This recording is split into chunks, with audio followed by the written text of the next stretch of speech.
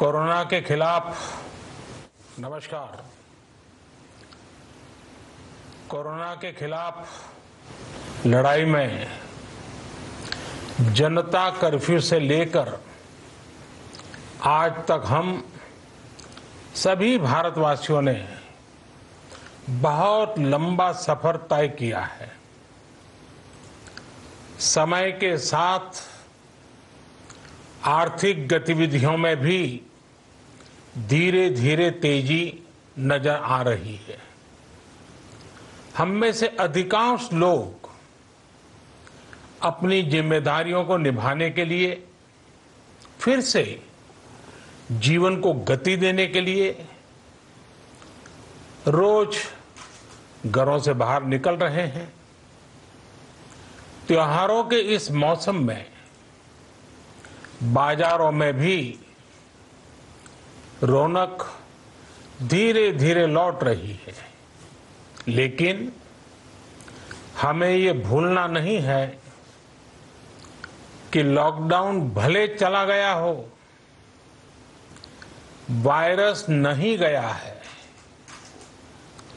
बीते 7-8 महीनों में प्रत्येक भारतीय के प्रयास से भारत आज जिस संभली हुई स्थिति में है, हमें उसे बिगड़ने नहीं देना है और अधिक सुधार करना है। आज देश में रिकवरी रेट अच्छी है, फैटेलिटी रेट कम है। भारत में जहां प्रति 10 लाख जनसंख्या पर करीब 5,500 लोगों को कोरोना हुआ है, वहीं अमेरिका और ब्राजील जैसे देशों में ये आंकड़ा 25,000 के करीब है। भारत में प्रति 10 लाख लोगों में मृत्यु दर 83 है, जबकि अमेरिका, ब्राजील, स्पेन, ब्रिटेन जैसे अनेक देशों में ये आंकड़ा 600 के पार है। दुनिया के साधन संपन्न देशों की तुलना में भारत अपने ज्यादा से ज्यादा नागरिकों का जीवन बचाने में सफल हो रहा है। आज हमारे देश में कोरोना मरीजों के लिए 90 लाख से ज्यादा बेड्स की सुविधा उपलब्ध है। 12,000 क्वारंटाइन सेंटर्स है। कोरोना टेस्टिंग की करीब 2,000 लैब्स काम कर रही है। देश में टेस्ट की संख्या जल्द ही 10 करोड़ के आंकड़े को पार कर जाएगी। कोविड महामारी के खिलाफ लड़ाई में टेस्ट की बढ़ती संख्या हमारी एक बड़ी ताकत रही है। सेवा परमो धर्म के मंत्र पर चलते हुए हमारे डॉक्टर, हमारे नर्सिस, हमारे हेल्थ वर्कर्स, हमारे सुरक्षाकर्मी और भी सेवा के भाव से काम करने वाले लोग इतनी बड़ी आबादी की निस्वार्थ सेवा कर रहे हैं। इन सभी प्रयासों के बीच ये समय लापरवाह होने का नहीं है। ये समय ये मान लेने का नहीं है कि कोरोना चला गया या फिर अब कोरोना से कोई खतरा नहीं है। हाल के दिनों में हम सब ने बहुत सी तस्वीरें, वीडियो देखे हैं जिनमें साफ दिखता है कि कई लोगों ने अब सावधानी बरतना या तो बंद कर दिया है या बहुत ढिलाई ले आए हैं। ये बिल्कुल ठीक नहीं है। अगर आप लापरवाही बरत रहे हैं, बिना मास्क के बाहर निकल रहे हैं, तो आप अपने आप को, अपने परिवार को, अपने परिवार के बच्चों को, बुजुर्गों को उतने ही बड़े संकट में डाल रहे हैं। आप ध्यान रखिए, आज अमेरिका हो या फिर यूरोप के दूसरे देश, इन देशों में कोरोना के मामले कम हो रहे थे, लेकिन अचानक से फिर से बढ़ने लगे हैं और चिंताजनक वृद्धि हो रही है। साथियों, संत कबीरदास जी ने कहा है, पक्की खेती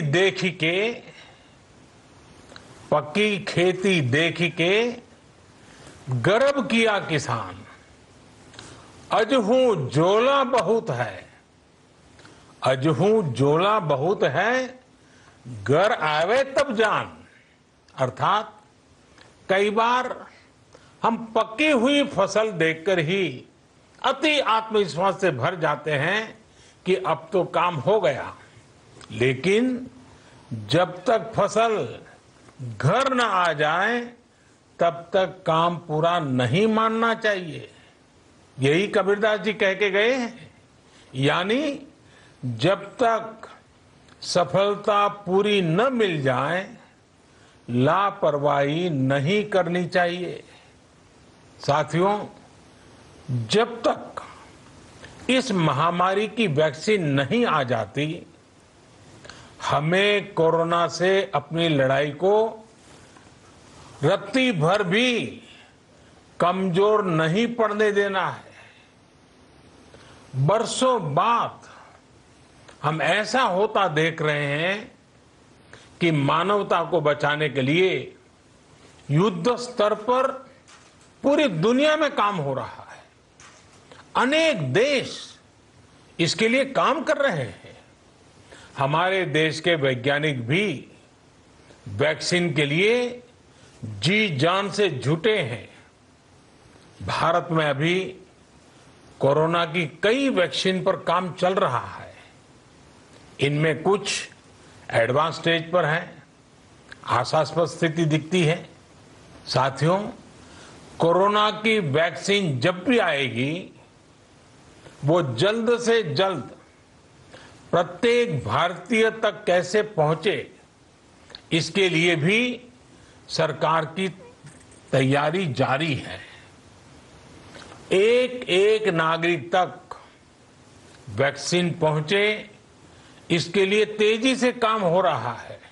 साथियों, रामचरितमानस में बहुत ही शिक्षाप्रद बातें हैं, सीखने जैसी बातें हैं, लेकिन साथ साथ अनेक प्रकार की चेतावनियां भी हैं।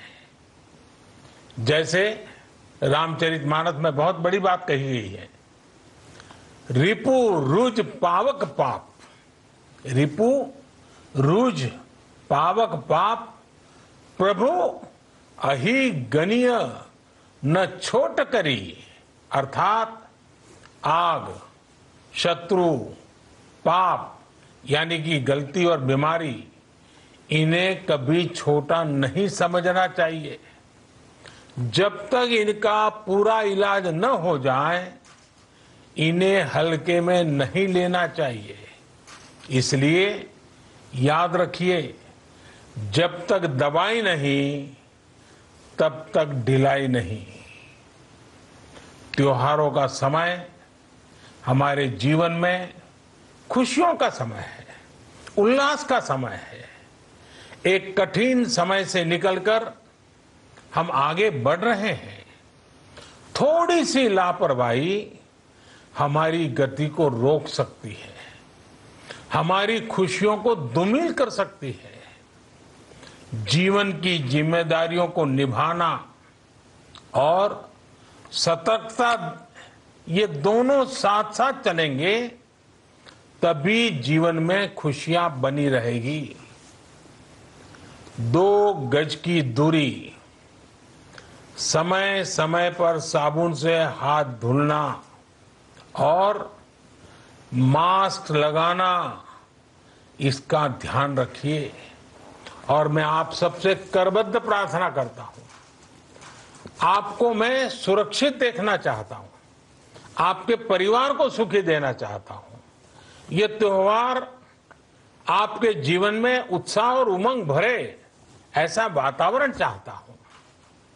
और इसलिए मैं बार बार हर देशवासी से आग्रह करता हूं।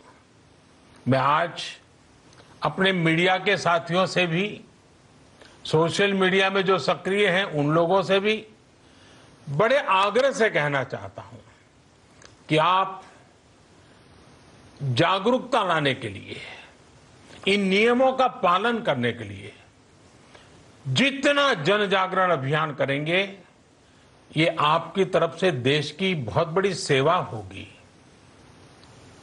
आप जरूर हमें साथ दीजिए, देश के कोटि कोटि जनों को साथ दीजिए। मेरे प्यारे देशवासियों, स्वस्थ रहिए, तेज गति से आगे बढ़िए और हम सब मिलकर के देश को भी आगे बढ़ाएं। इन्हीं शुभकामनाओं के साथ नवरात्र, दशहरा, ईद, दीपावली, छठ पूजा, गुरु नानक जयंती समेत सभी त्योहारों की सभी देशवासियों को एक बार फिर से बहुत बहुत बधाई देता हूं। धन्यवाद।